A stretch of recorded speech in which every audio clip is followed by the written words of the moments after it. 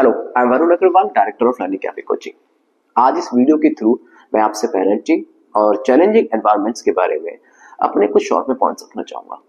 Parenting ऐसा term होता है जिसमें पेरेंट्स अपने बच्चों को गाइडेंस देते हैं, एक पॉजिटिव एनवायरनमेंट देते हैं, और वो बहुत जरूरी भी होता है क्योंकि किसी भी बच्चे का पहला होम उसके पेरेंट्स होते हैं। पहले गाइडेंस उसकी पेरेंटिंग होती है।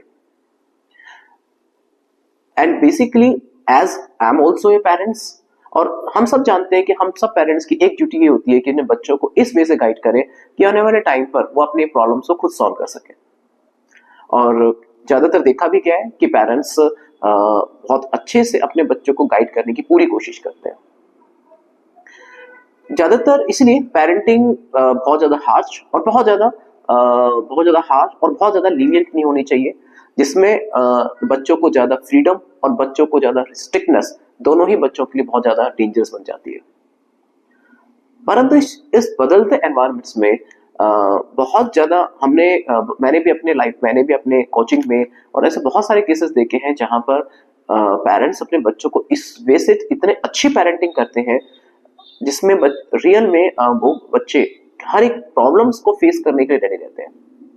और अगर वो फेस नहीं भी कर पाते तो एटलीस्ट उनमें एक ऐसा मोटिवेशन होता है कि थोड़ा सा गाइडेंस दें तो वो किसी भी प्रॉब्लम उस चीज के लिए लड़ने के लिए कैपेबल हो जाते हैं। परंतु ऑन द सेकंड हैंड भी डिस्कस करें तो बहुत केसेस में इवन उससे भी ज्यादा केसेस में देखा गया है कि कहीं ना कहीं पेरेंटिंग वीक रह जा रही है।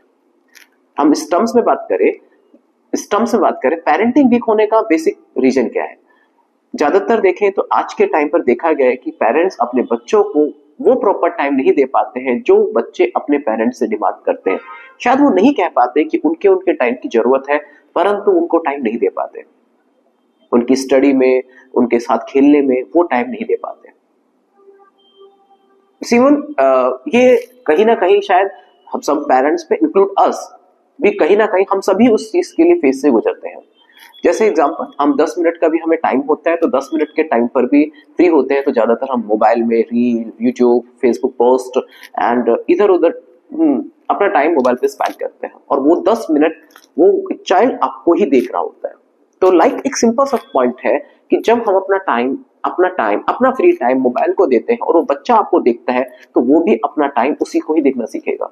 और अगर एक चाइल्ड अपना टाइम या अपना मैक्सिमम टाइम मोबाइल को देता है तो आई डोंट थिंक सो कि इसमें बच्चे की कोई गलती है। गलती हमारी उस पेरेंटिंग में है जहां पर हम बच्चों को सही टाइम पर उनको साथ नहीं दे पाए, क्योंकि हमने वो अपना रिमेनिंग टाइम या बचा हुआ टाइम मोबाइल में दे दिया।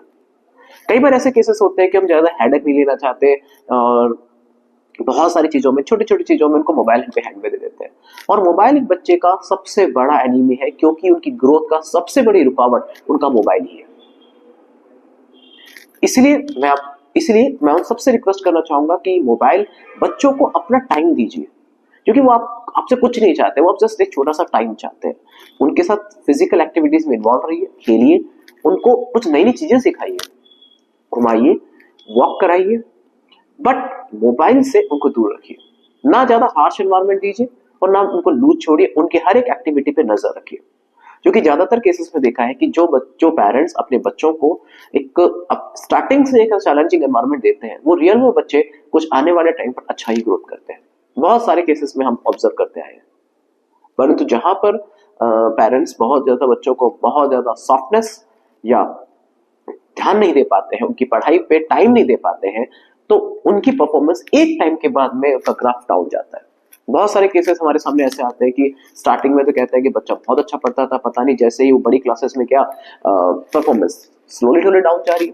उसका बेसिक कॉज ये है कि स्टार्टिंग पर इतना एकेडमिक लोड नहीं होता है, लेकिन जैसे जैसे एकेडमिक लोड बढ़ता है, कंटेंट बढ़ता है, परंतु उस कंटेंट के लिए हम चैलेंजिंग नहीं हो पाते, और बच्चे चैलेंजिंग ना होने की वजह से उस चीज को अफोर्ड नहीं कर पाते और उनकी परफॉर्मेंस धीरे धीरे डाउन जाती है।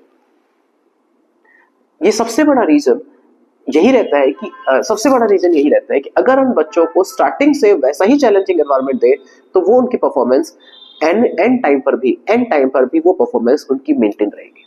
लड़ सकते हैं अपनी परफॉर्मेंस को इंप्रूव करने के लिए, और इसके लिए सबसे बड़ा जिम्मेदार इन चीजों को करने के लिए तो पेरेंटिंग और टीचर्स दोनों ही रेस्पॉन्सिबल है एक बच्चे की परफॉर्मेंस के लिए।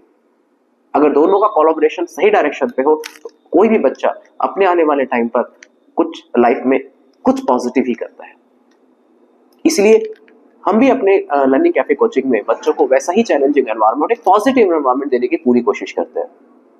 नेक्स्ट ईयर से हम भी एक ऐसा ही चैलेंजिंग एनवायरनमेंट कोचिंग में और जनरेट करेंगे और बेहतर चैलेंजिंग एनवायरनमेंट देंगे, जिससे केवल उनका एनवायरनमेंट सिर्फ मार्क्स पर ही नहीं, अपने आप को सोचने पर भी फोकस कराए।